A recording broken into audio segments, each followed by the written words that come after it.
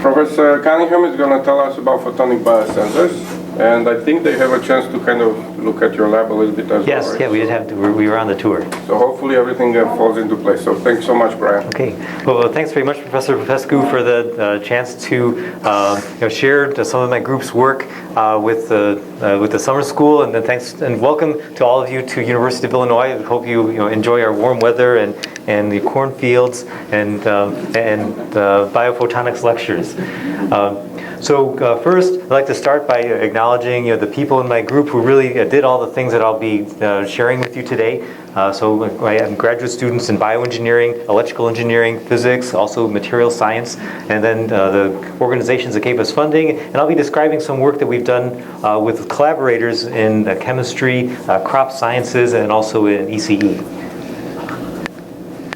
What I'll spend the next 40 minutes or so on is summarizing for you just a snapshot of a few things going on in my research group, where we have many things going on with photonic-based biosensors, chemical sensors, cell sensors. So I really just tried to pick a few things that exemplify some of the main concepts that we're working on. And also I chose things based on what's new, just to share with you things that are going on currently in the lab. So not all of them are totally finished, complete results, but to show you some of the things in process. The things that I'll tell you about today all revolve around optical devices called photonic crystals. So I'll describe how we design and use photonic crystals for various jobs in biosensing. I'll describe a couple of different projects. One is how we use photonic crystals for doing something we call label-free cell attachment imaging with a new type of microscope that we developed that interfaces with a photonic crystal. I'll describe how we've been using photonic crystals to enhance Raman spectroscopy, so we're enhancing something that's already enhanced using a photonic crystal. And then I'll finish with a new project where we're using photonic crystals in a totally different way to aid us with biological imaging of cancer specimens and chemical imaging. So all the photonic crystals that I'll tell you about today are of a variety. There are actually several different types, but the ones that we make for this work are like surface photonic crystals. Here looking at a cross-section where we have a low refractive index material such as plastic or glass or quartz. Any of those things that have low refractive index can be used, that we pattern with a periodic structure in the surface. So we have these teeth that we make in the low refractive index material, and then we deposit a high refractive index material, such as titanium oxide, over those teeth to finish the structure. For this type of photonic crystal, if we wanted to interact with the outside world, we design it so really the media that the photonic crystal is in contact with, whether that's air or water, is, in terms of its dielectric constant, actually part of the device. So we can choose the period of the structure, the depth of the teeth, and the thickness of the high refractive index titanium oxide to make the structure behave as an optical resonator. So I think you've already heard from a former student from my group, Meng Lu. Is that true? I'm not sure if Meng's spoken yet. Pardon? Okay, so maybe not yet. Anyway, so Meng will tell you about other ways that we use photonic crystals, but we design them to act as an optical resonator where they have the following property. The structure will interact very strongly with one narrow band of wavelengths that are captured by the photonic crystal in a way that I'll describe that allows that light to form a electromagnetic standing wave. And at that particular wavelength, the resonant wavelength, the structure acts as nearly a perfect mirror. So it reflects 100% of the light, or nearly 100% of the light at that wavelength, while all the other wavelengths are allowed to go through. Now, by choosing the period of the photonic crystal, we can make this resonance wavelength anything that we want. From the ultraviolet all the way out to mid-wavelength infrared. I'll show you examples of several of those as we go forward in the talk. But here we've chosen it to be somewhere in the near infrared, 860 nanometers or so, so just out of the range of wavelengths that our eye can see. Now, something is happening within the photonic crystal at that wavelength And so if we were to do an electromagnetics computer simulation at that resonance wavelength and look at what's happening, this is what we'd see. Here what I'm showing you is the electric field magnitude with the electric field in the z direction going up and down as a function of time with time scale massively expanded for that resonance wavelength. And so what you see here is that the light that's incident at normal incidence is captured by the photonic crystal. It gets a wave vector where it tries to travel laterally across the photonic crystal surface. However, each time the photonic crystal encounters one of these boundaries between high and low refractive index material, it's partially reflected back on itself. And each of these boundaries is actually a fairly efficient backwards reflector.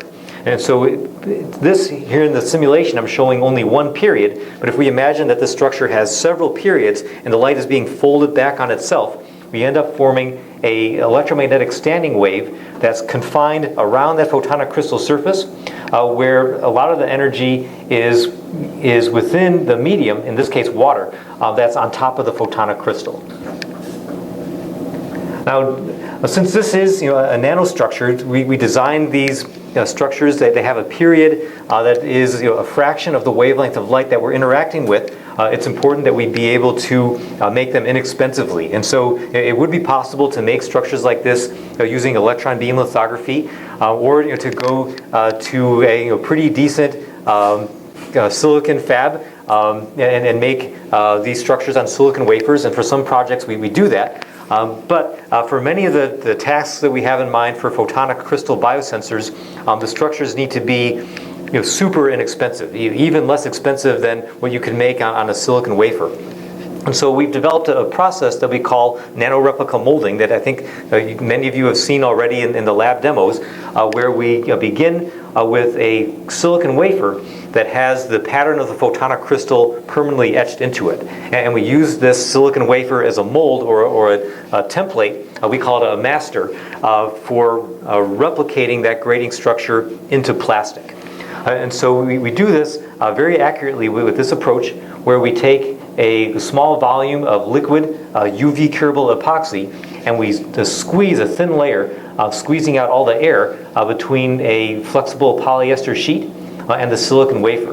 And so this liquid fills in the grating structure on the silicon. We illuminate it through the transparent polyester with ultraviolet light, and then cure this liquid epoxy into a solid in just a few seconds.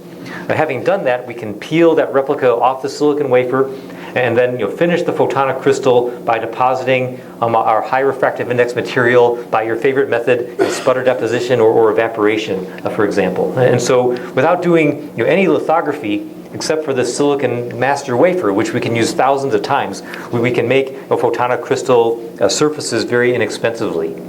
And so, in fact, we've developed ways of doing this really inexpensively, where we can make master wafers that are 8-inch diameter silicon wafers, and we've developed methods for making these replicas on continuous rolls of plastic film, like on a roll-to-roll basis. And so we can churn these out at rates of measured in meters per minute, both for the replica molding step and also for the dielectric deposition step.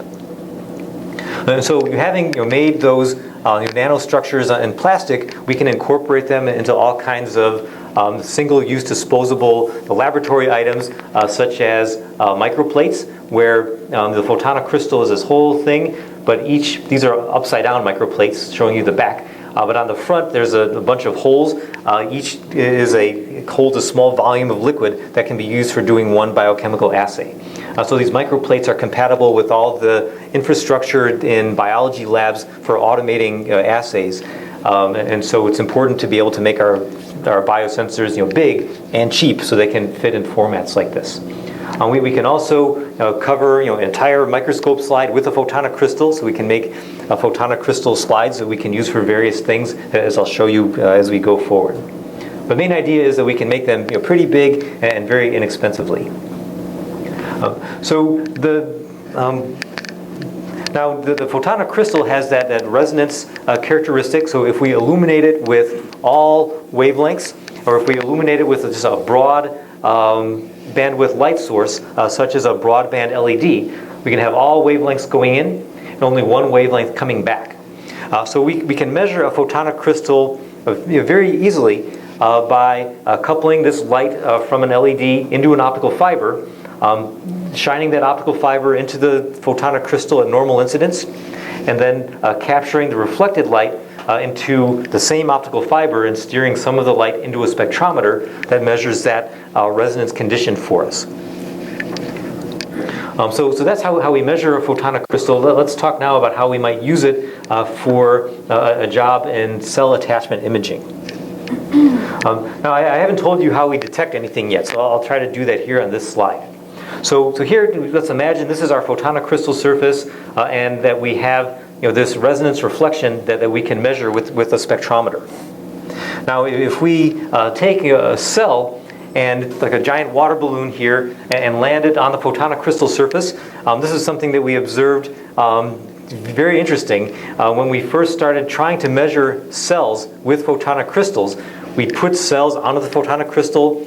You could see them. There were hundreds of them like sitting there under the microscope. Like we knew that they're like on the photonic crystal surface, but we didn't see any change in this reflection spectrum until we did something that allowed the cells or encouraged the cells to attach. And so when the cells attach to the surface, the cell membrane becomes kind of incorporated into that high electric field region on the photonic crystal surface. And when that happens, it changes the dielectric constant that wavelength of light experiences. And so essentially we're increasing the refractive index of that resonance mode by a tiny bit. And that increase in refractive index results in a positive shift in the reflected wavelength from the photonic crystal. And so when a cell lands on the photonic crystal and attaches, we see this shift in the resonance wavelength to the red. Now, interestingly, if we have a photonic crystal and we attach a cell to it, we see this change in wavelength here where the cell is. If I were to go and measure the photonic crystal over here to the side where the cell is not, then we would see this blue curve. We'd see the original reflected wavelength. So this gave us the basic idea of using a photonic crystal for doing cell attachment imaging. Yes, a question? So if you see a detached cell, would you sort of consider it as a dead cell automatically or what? So the question is, what do we see if it's a dead cell? You're saying you can measure cell adhesion and detachment, right? Yes. So I'm saying the measurement of cell detachment, would it be regarded as a dead cell or? Oh, so I'll show you an example of that. So hold on to your question. So usually when cells die, they detach, and we can measure that. So we do some studies where we attach cancer cells to the photonic crystal surface where they're alive. We can see them proliferating, and so we can watch them like spreading around. But then if we introduce a drug that's toxic to the cells, they'll die and then detach, and we can observe that really clearly. But now, this would not be used for cells that do your non-adherent cells, right? Right, so if a cell is non-adherent, then don't measure it. Okay. Exactly. Right. So this is good for adherent cells, or if we want to measure non-adherent cells, you can always trick them into adhering by putting something on the photonic crystal surface, like a capture protein that those cells will recognize and attach to. Okay, thanks. Sure. A question? Does the capture protein also cause a shift, or is that something you already know? So the question is, if we have a capture protein, does that also cause a shift? Yes. So what we try to do is to apply the capture protein kind of like a uniform carpet. And so we have like uniform attachment over a broad area, and then the cells attach to that and make like, as I'll show you, kind of like additional shift on top of that where they attach. Any other questions? All right. So cells are not actually like big water balloons like I showed in my cartoon, but in fact, cells have a membrane with a fairly complex structure, and so cells. Cell membranes involve filopodia, like feet, where the cells can attach in specific regions. There's ion channels, all sorts of ways that the cells can interact with the surface. And so the cell attachment is a fundamental process in the life of a cell that governs a lot of the things that a cell will do. Everything from apoptosis, like cell death, chemotaxis, cell movement, wound healing, cell proliferation, formation of cell clusters, like in bacteria clusters, for example. Now, all of these things involve cells communicating with the surface, gathering information from the surface, and responding in a way that can be measured by looking at their attachment to a surface. And so our goal with this technology is to have a way of quantifying that and imaging it even within individual cells. And so to get to how we have developed this method, let me show you what we call a photonic crystal dispersion or a photonic band diagram. So I'll try to explain. So remember I showed you back near the beginning that one peak in the reflected wavelength. So let's imagine that we illuminate our photonic crystal at normal incidence. So here on this axis is launch angle. Maybe you can't see that from the back. Here in the center is normal incidence, 0 angle. If you draw a vertical line from here, in fact I think I've got a vertical line there for myself, you'll see the reflection peak at this one wavelength. That's the resonance wavelength. Okay?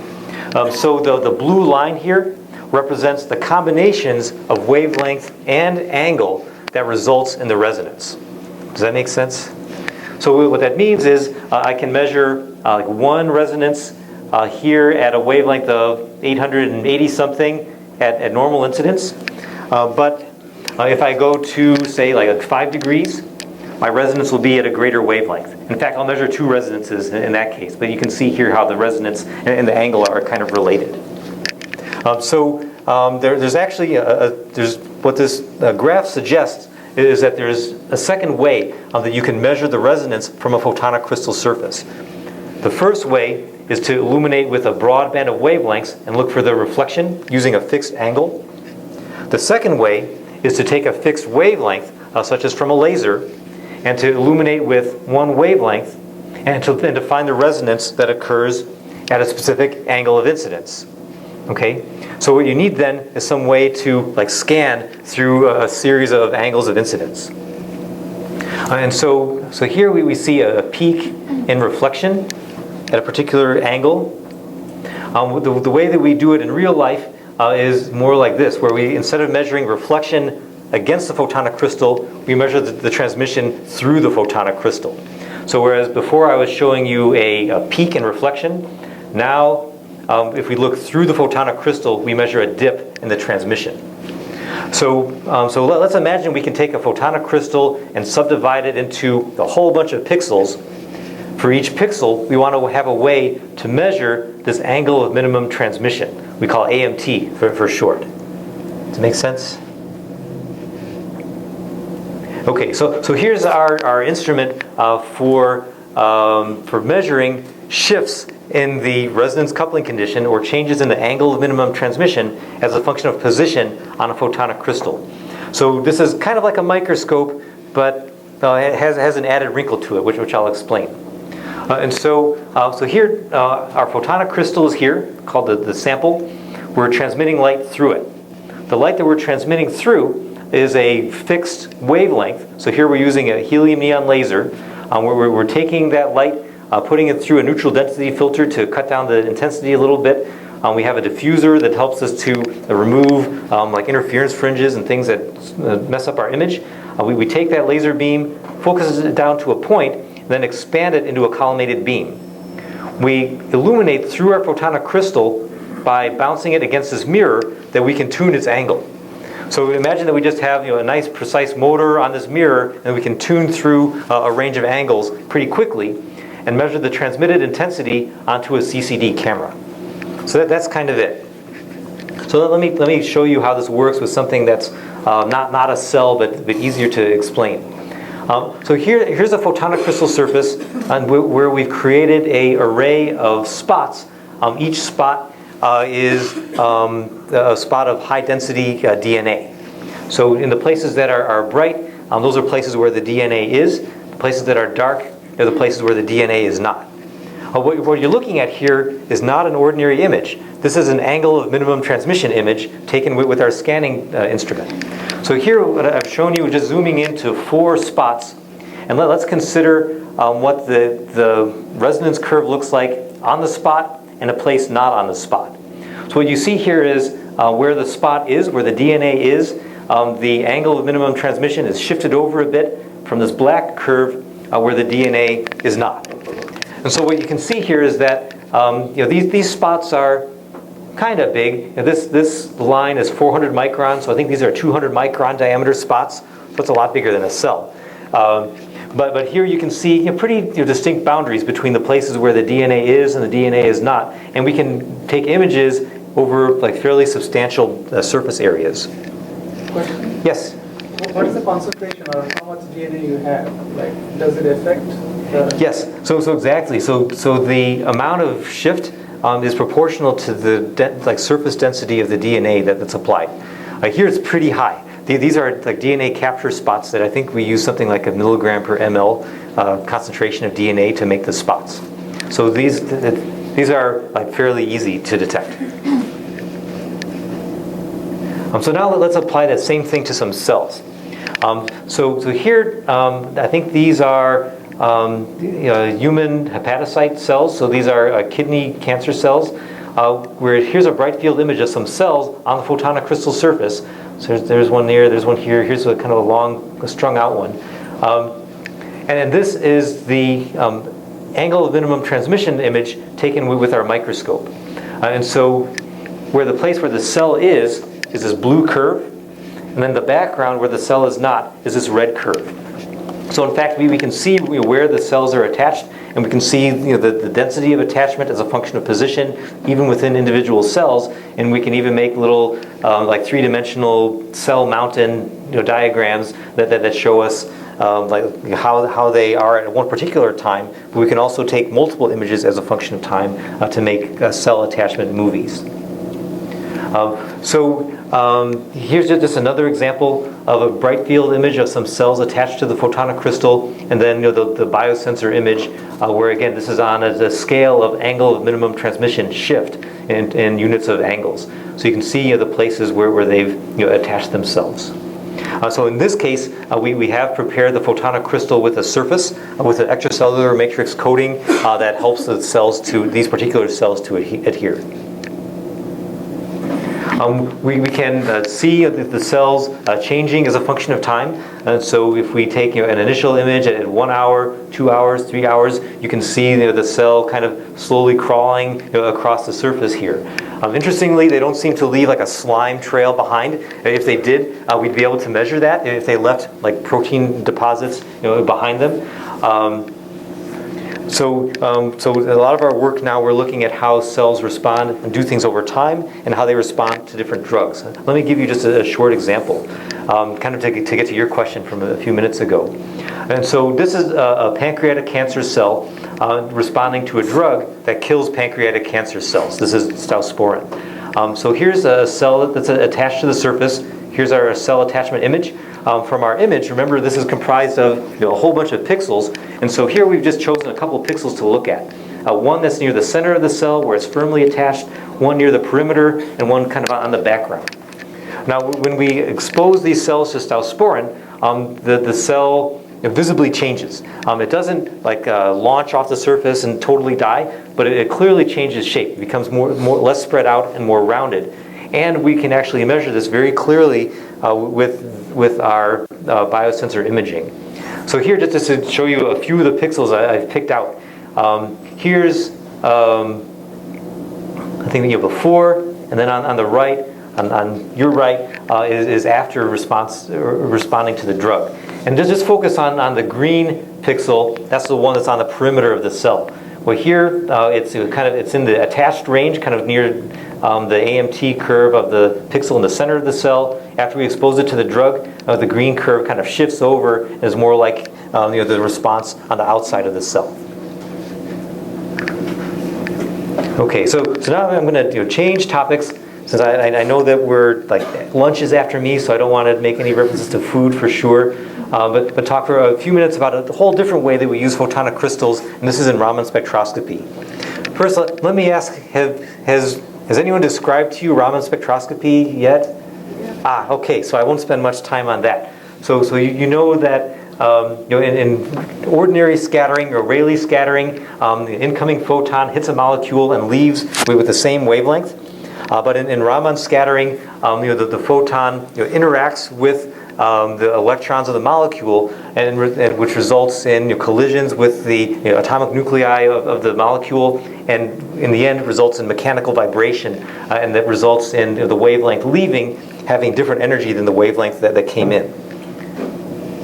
And that this vibrational modes can be measured very clearly by looking at a Raman spectrum, where these peaks, each one represents a vibrational mode of the molecule, and the set of peaks is a characteristic or a fingerprint that can be used to identify that molecule. So since I just heard Professor Liu talk, maybe I won't say too much about this either. Since we know that if we have metal nanoparticles and subject them to an externally applied electric field, surface plasmons will be generated, and you'll end up with enhanced fields around the outside of that metal nanoparticle. And I'm not sure, I heard him talk about whether or not if you have two particles and bring them close together, two metal nanoparticles, bring them close together but not quite touch, you can build up either bigger fields at the intersection of those two particles. However, once they touch, there's short circuit between the two, and you get no enhanced fields anymore. And so these particles, to get this effect, have to be like within 20 to 10 nanometers of each other. And so it's difficult to be able to do that, particularly if you're trying to develop an approach that doesn't use lithography. And so in our group, since we were all about making device structures that could be inexpensively manufactured, applied broadly to all sorts of applications we have in mind, we developed an approach for making very small gaps at very high density without doing any photolithography. And so the structures, first I'll describe what they are, then I'll show you how we make them. So in this case, we're making kind of like little nano trees, where the trunk of the tree is a post made out of a dielectric material, in this case silicon oxide, and then the leaves of the tree are made out of a metal material, in this case a silver cap. So in our structure, if you look at it from above, we have this like random distribution of metal nanoparticles that are each discrete, not shorted to the substrate and not shorted to each other, that have gaps that are in the 10 to 20 nanometer range. If we were to look from the side, it might look kind of like this. I'll show you a couple different varieties that we can make. So what's the magic behind making these little dense nanoforests? Well, it's a process called glancing angle deposition, which is called GLAD for short. And I guess it makes us glad because it's very easy to do. But the basic approach is that we have a substrate that we're going to deposit on in an electron beam evaporator, so very standard process. But rather than have the flux from the evaporator come down at normal incidence like most people do, we arrange things in such a way that the flux comes in at a very oblique angle, say only 5 degrees or so. When you deposit that, when you deposit that way, rather than getting a solid thin film, the growth of the film will nucleate in a series of randomly located little nucleation spots. And then as you continue to deposit, those spots will be the place that growth will continue and then shadow things behind it. And so in the end, you'll end up with these structures that are kind of like leaning forward, like they're in a hurry to get somewhere, kind of leaning towards to the direction of the flux. Now, since we don't really like this leaning, I don't know, maybe we have good posture or something, we want our structures to be fairly straight. We've developed a system where we can take our substrate and rotate it while it's inside the evaporator. So here, I don't think it's going to work. I just checking beforehand, and my video wasn't loaded on the spot on my hard drive. But the basic idea, rats, it's going to look really bad. Somehow my animation is gone, so maybe you can barely see it. By rotating the substrate during the deposition, we can have posts that zigzag back and forth, and in the end are mostly straight. And then we can put our silver caps on top of that.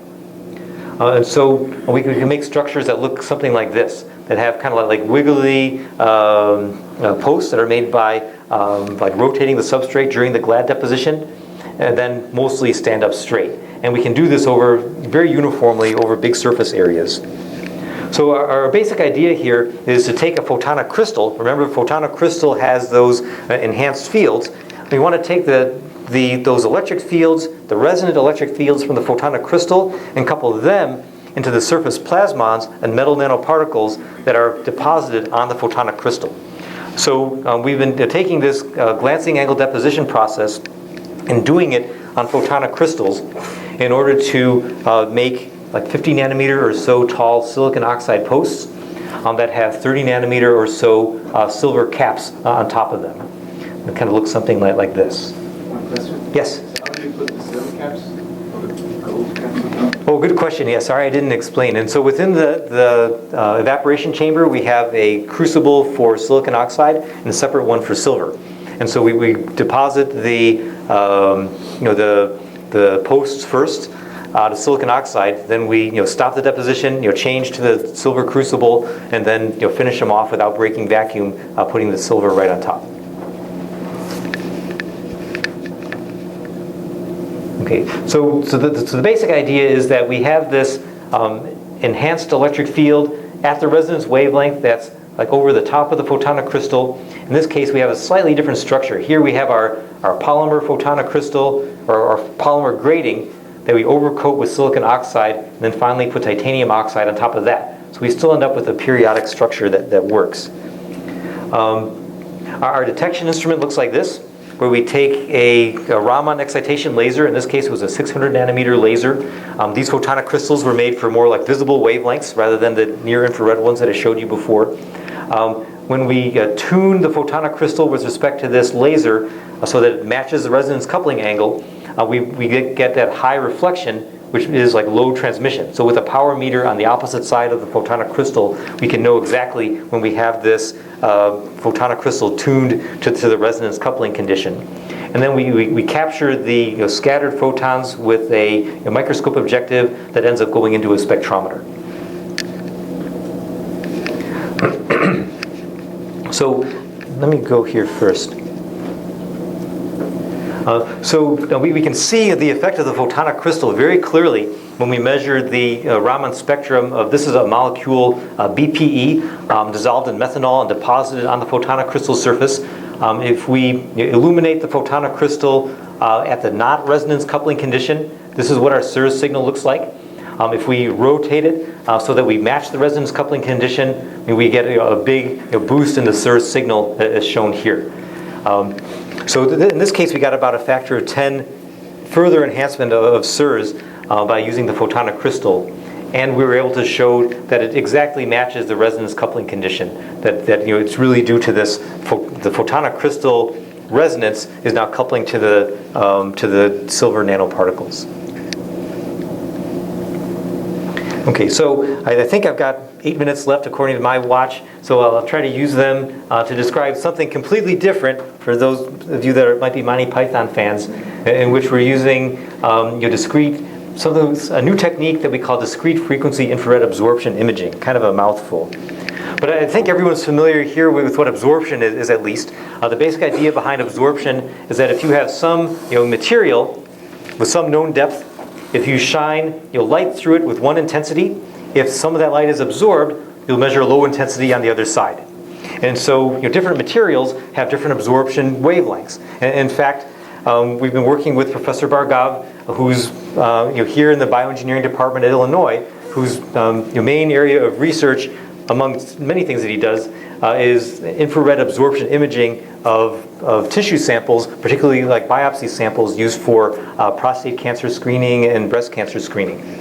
And so the typical pathology slide, that if you go into the hospital and a biopsy is taken from you, the doctor would take a kind of a small cylinder of tissue from you.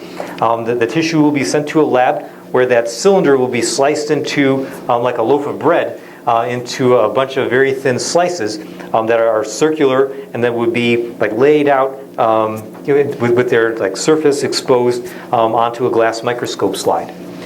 Typically what will happen is that the pathology lab will stain those cells with several different types of stain that will allow there to be some color contrast between one type of cell and another, and then a pathologist looks at this under a microscope and determines whether there's cancerous cells or what stage the cancer is. So that's conventional staining. What Professor Bhargava has been working on for several years is something called FTIR spectroscopic imaging.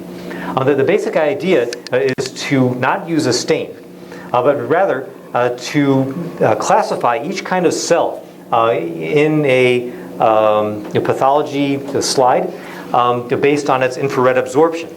And so, for example, if we consider the same section of cells, if you look at the absorption at different wavelengths, here in units of inverse centimeters, so sorry about that, but here you can see that some cells absorb a lot at one wavelength, some cells absorb a lot at other wavelengths. So if it's possible to classify cells by their absorption cross-section, it might be possible to give the pathologist a lot more information. And so here, again, I apologize for the small size. This shows the absorbance as a function of wave number, so really a wavelength, for 3 different types of cells. So stroma, I think stone, not sure what that is actually. I can't even see it in mine. And then epithelium. You can see, if you look closely, you can see that their absorption spectrum is pretty similar, but not exactly the same. And it's different enough, actually, that it's possible to classify different types of material in a pathology slice based on its absorption. And so Professor Bhargava has done all kinds of work to classify epithelium, stroma, smooth muscle, stone, blood, endothelium. All these things can be differentiated based on their infrared absorption. Now, this method is very powerful, and you can imagine that in a image like this, you would have an enormous amount of data, because FTIR, no matter what you do, always gives you the entire spectrum, the whole spectrum, even though you don't really need very much of it. FTIR instruments are also very expensive and kind of useful by people that are specialized in that. What we're thinking about it is a way of making this something that can be translated to the clinic, so that even a pathologist or a trained technician could take get this kind of data very easily.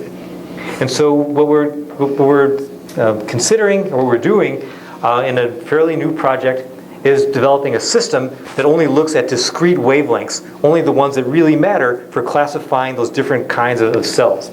So here, again, I've laid out the absorption spectrum for a bunch of different types of cells. There's whole regions of the spectrum that they don't give any information at all. There's no absorption there. But you can kind of see there's 2 bands, one in the near infrared, one in the mid infrared. And that if we look at particular wavelengths, kind of like key ones, those if we only had like 10 or 15 wavelengths and looked only at those, we could get rid of the entire FTIR spectrometer and have a very cheap and easy to use instrument. So this is where the photonic crystal comes in. So thanks for waiting. So the basic idea, remember, photonic crystal is a reflectance filter. Before we were using it as a biosensor, but really it's a narrow wavelength reflectance filter where we can make the wavelength that's reflected anything that we want, simply by choosing the period of the photonic crystal. And so in this case, we're making photonic crystals out of silicon nitride on soda-lime glass substrate. In this case, it's important for the materials to not absorb any of the infrared wavelengths that we're considering measuring, and that we can design the reflected wavelengths of the photonic crystal to be whatever we like by choosing the period to whatever we like. So the basic idea here is that we are making a detection instrument that has a broadband infrared illumination source. So all wavelengths come out of this. This is just like a heated wire, basically, where we can choose what wavelength goes through our sample by having an array, like a filter wheel, of different photonic crystal filters. So imagine that we have filter number 1. A little mechanism moves that into place. Our infrared light source zaps that one. One wavelength comes back, goes through our tissue sample, and then we measure that image through a focal plane array. So there's wavelength number 1. We do the same thing again with a different filter. Take a second image, gather that into the focal plane array. Now we have wavelength number 2, and so on. So in the end here, I've shown only 4, but in fact, our current device has 10. And so according to like the FTIR work that Professor Bhargava has done, that's enough to do the classification. So here's some like very recent data. We haven't actually had a chance to apply this yet to actual cancerous tissue. We're doing our first work on the exciting number 3 made out of patterned SU8. So SU8 is a material that we can define photolithographically. The black curve here is the absorption spectrum for SU8. We chose it because it has an absorption spectrum that's kind of near some of the wavelengths that we care about for breast cancer tissue. And so what we show here is that for 2 of our filters, it's like filter number 1 and filter 21. We actually have information for a whole bunch of filters, but here we've chosen a couple. One overlaps with the absorption spectrum for SU8, the other one does not.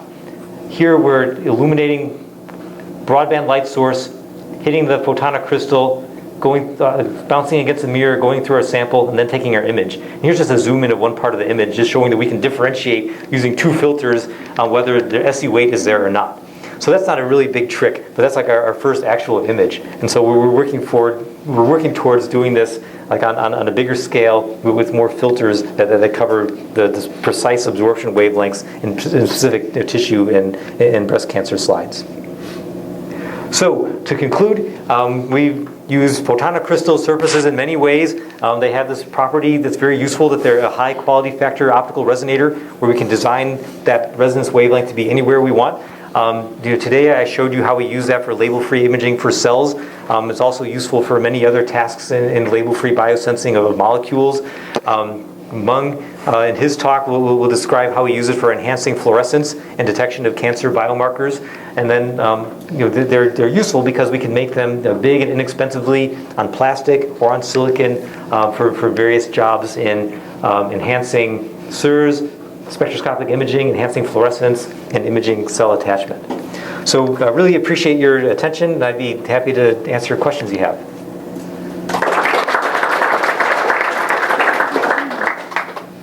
All right. Any questions? Is there any particular reason you chose the one-dimensional configuration of photonic crystal? Yes, and so we have also experimented with 2-dimensional photonic crystals in cases where we want to have 2 resonances for particular things. We can actually choose the period to be different in the X and Y direction, and there are times where that's very useful if we're trying to have a surface that does like label-free detection and fluorescence enhancement at the same time.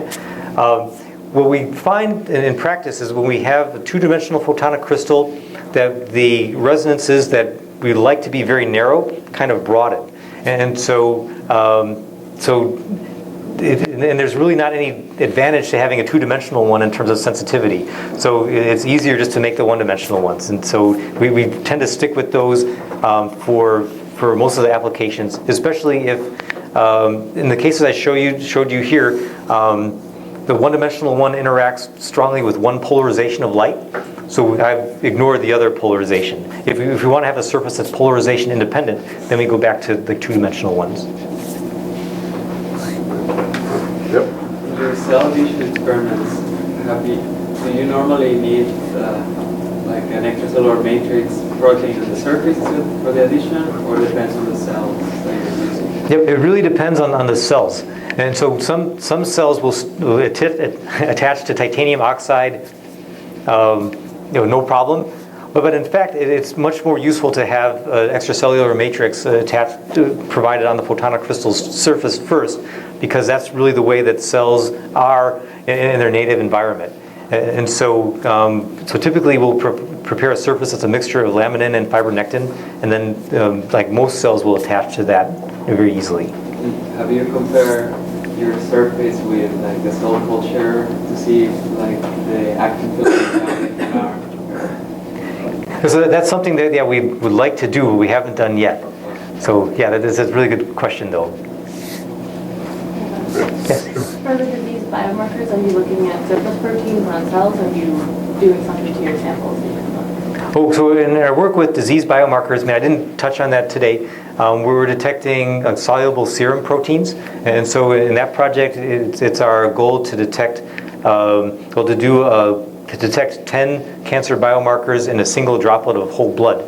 And so we filter out the cells and we detect biomarkers that are like floating around free in the serum. Question? I wanted to ask if,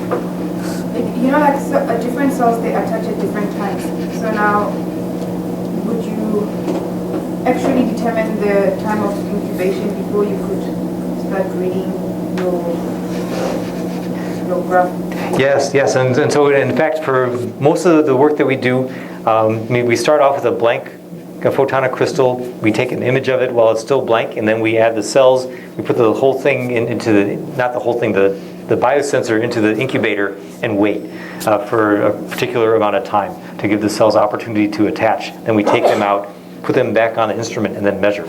So one thing I'm kind of excited about actually is that we've recently built a new version of that enhanced fluorescent, or that photonic crystal microscope, where the thing is enclosed in a cell incubator chamber, so we can keep the cells alive and look at them for over long periods of time, and actually look at them while they're attaching and as they do things over an entire day or two if we want to. But you're right, yeah, they do have the cells attach not all in one big like a one big rush, but they kind of do it gradually over time. Usually we give them a few hours. Would you actually use them to, those wells to do your experiments in them? If you want to occupy, we irradiate cells with lasers. So now I'm wondering if it would be viable to irradiate your cells while they're in the wells and see if